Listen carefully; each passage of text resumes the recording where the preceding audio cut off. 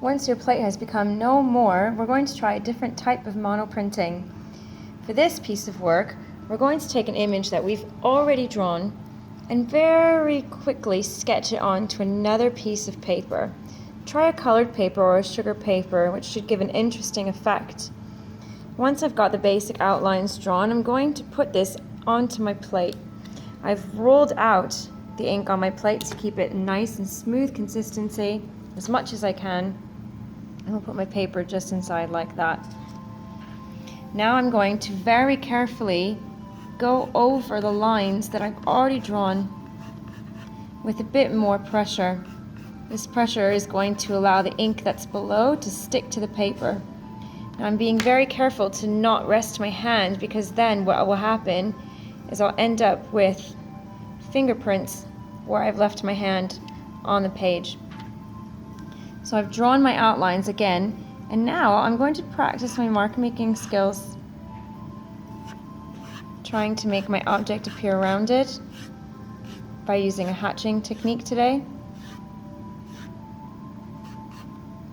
A bit darker at the edges. This type of monoprinting is easy to see what the result is that you're going to come out with. Anything that you've drawn on the paper will come through. Just add a bit of cross-hatching to further show skills and understanding. Make my object look nice and round.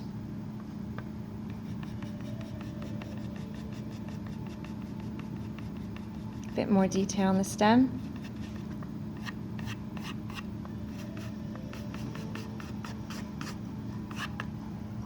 That's just a quick example for you. Let's see what happens when we peel this apart.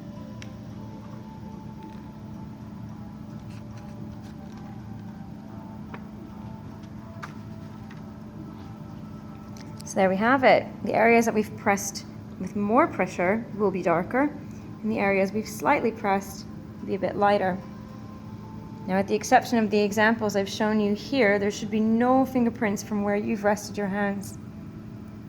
You can see a few other examples over here where I've done some beautiful mark making on a shell and added a little bit of play just to feel comfortable. Have a go.